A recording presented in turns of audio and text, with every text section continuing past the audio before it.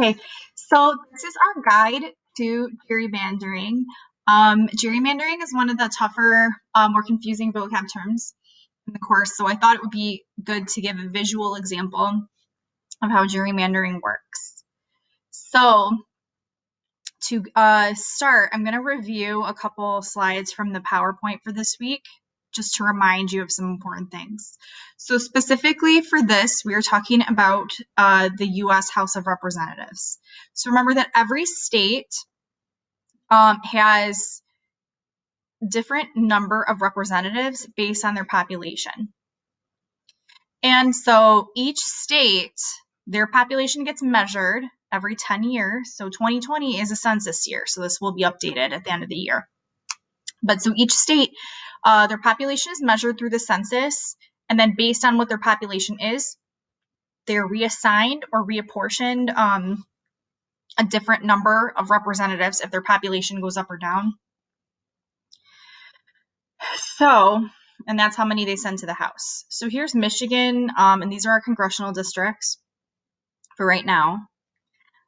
We have 14.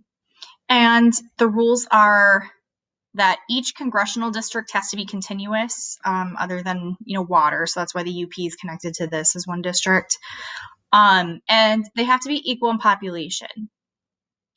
So where it seems that like this pretty big purple district right here, where it seems huge, the reason it's so huge is because there's so few people that live here that it takes a lot of land area to be able to have this population equal to this population. Okay, so again, to recap what happens is each district, they vote and they choose their representative, and then their representative goes to the House. Okay, so for example, you guys mostly live in this district here, District 9. So you would all technically be voting for your representative for this district, and then this district goes to the House. Okay, where the members of District 12, they vote for their representative, and then their representative goes to the House. Okay, and so reapportionment happens every 10 years. All right, so Michigan was kind of tricky to draw, so I went with a rectangle state. So this is going to be Kansas, and we're going to pretend we all live in Kansas. Okay, so let's say that after the census, it was decided that Kansas is getting 6 representatives in the House. This means we have to draw 6 congressional districts to send to Washington for one representative per district. Okay. The R's and the D's represent little populations or neighborhoods of like-minded voters. So what this means is like this would be a neighborhood where a lot of people vote Republican. This would be a neighborhood where a lot of people vote Democrat, and so on. Okay. This state is exactly even. There should be 30 letters total, 15 R's and 15 D's. If you want to check, feel free to pause the video and count for yourself. But trust me, there's 15 and 15. So then what's going to happen is the state legislature, so remember the state government's in charge of drawing the district lines. Since there's 30 little population neighborhoods, and we need 6 districts, we're going to draw 6, and each district is going to have 5 letters in it to represent equal population. So you would think with common sense, they would just draw very simple, quick districts. So just put 5 here. Okay, so we've got 5, like very simple. Okay, and then we're going to do another 5 here. Make this a really simple, easy district. Here's another one. And here's another line. So you can see now we've got 6 districts. The lines are very simple, straight, easy to follow. So that's what common sense would tell you what happens, but it doesn't always happen this way. Okay. The other thing you should be able to guess is that since the state started off as exactly about 50-50 between Republican and Democratic voters, you should expect the districts to be roughly even. And you should expect that the state would be split as to how many Republicans and how many Democrats they're sending to the House. This is actually not how it really works. So I'm going to delete this line and show you what actually happens. So remember that the state legislature, they're the ones in charge of drawing congressional districts. Well, the state government is always going to be controlled by one of the major parties. Okay? So, for example, let's pretend that we are the state legislature and we are Republicans. So, instead of drawing the lines so that a state that's roughly even between Republicans and Democrats sends roughly half and half Republicans and Democrats to the House, we can draw the district lines and kind of cheat a little bit so that most of the districts end up being Republican districts. Okay, how does this work? The first technique is called packing. So what this means is that I'm going to take the opposition party, I'm going to shove them all into one district to kind of like sacrifice that district so that those voters stay out of the other districts. Okay, so instead of drawing straight, even lines, here's what I'm going to do. I'm going to make one district. Okay. I'm going to make one district that's going to be all Democrats. So we see we've got 5 Ds on the district. Okay, and that's one district. That's a Democratic district. They're going to vote for a Democrat to go to the House, but it's okay because now we freed up space for the Republicans, which is the party we're pretending we are, to be in the House. So now all I have to do is just give my party a simple majority in the other districts. Okay, so let's start. We can start down here. So we'll do, this can be a district now. So we'll go, and then this district is going to continue. I'm going to continue here. Okay, and then we're going to do, okay, now this is another district. And you can see this district is a majority Republican, very slight, but they're going to send a Republican to the House. Okay, so now the next thing is I'm going to draw another district. It has to be 5 letters, remember that. So we'll do, see how there's this group of like Democrats all kind of on this side of the state? We'll call, this is called cracking, where we split them up so they're not in the same district. So what I have to do now is that. Okay, so I've split up those Democrats. Okay, this is another Republican district. Okay, now let's see. I want another Republican district, so I'm going to go here. This can be a district. Okay, that's another Republican district.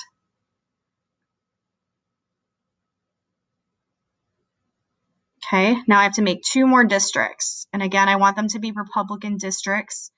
So strategically, I'm going to do this. This is a district. And this is a district. So as you can see, I have 6 districts. They're all even population. And even though the state was split 50-50 with the same amount of voters, I have only one district that's going to send a Democrat to the House. Every other district is going to send a Republican to the House. So to recap the 2 techniques that I used, this one is called packing. So I packed the opposition party into one district. And this is called cracking, where I split up the rest of the opposition party. Okay, so you can see again, on the east side of the state, there's a lot of Democrats, but I split them up among 3 different districts so they couldn't all vote together. So here I ended up with, again, only one Democratic district here, and the rest are all Republican districts because they all have majority Rs. Okay, so now I can take the same state and make it go the other way too. So I'm going to do that just out of giving another example and being fair to both parties.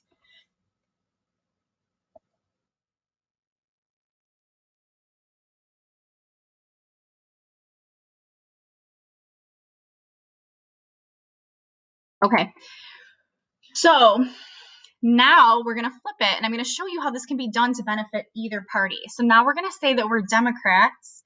Again, we are the state legislature of Kansas, okay?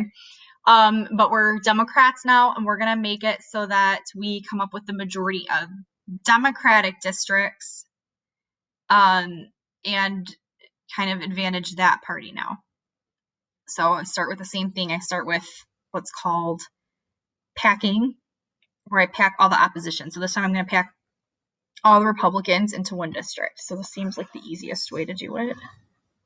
So still we need 5 letters per district. Okay, so that fits the criteria. Okay, so this is going to be a Republican district that we've kind of sacrificed. As a recap,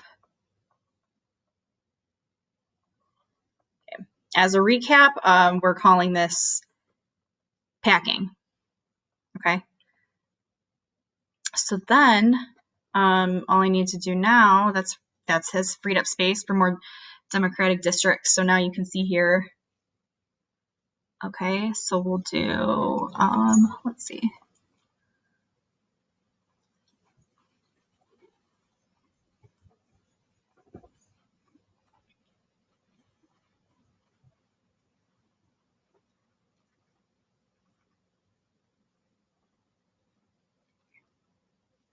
We'll do, okay, so now see how this is a Democratic district right here. Okay, so now we'll do,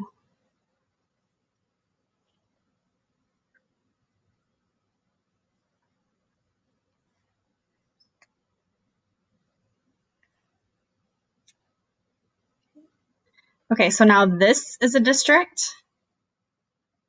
You can see this district is majority Democrat. Okay. All right, so you can see here again, there's a strong band of Republican voters over here, so we want to break them up. So to do that, we'll do this.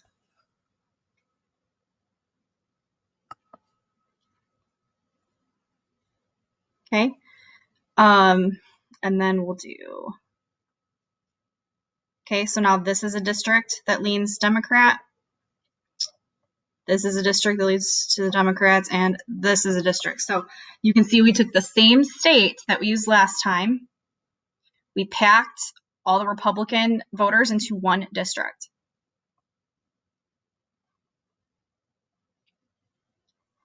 Then we did what is called cracking.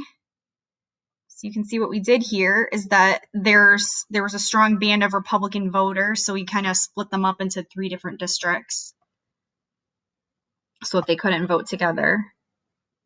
And so now we took the same state that we already had.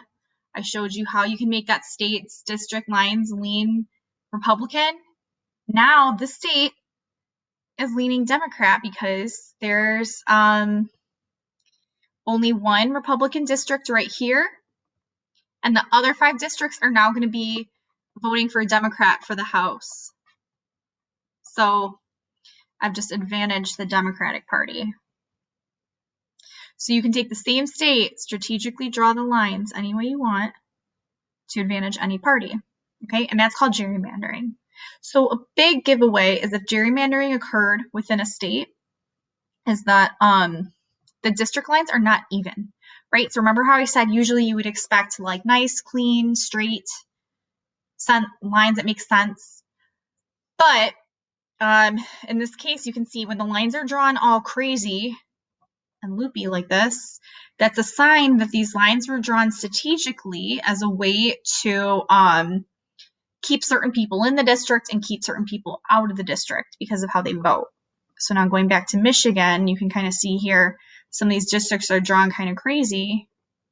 And that's because there's certain pockets of voters that our state legislature wanted to have in the different districts.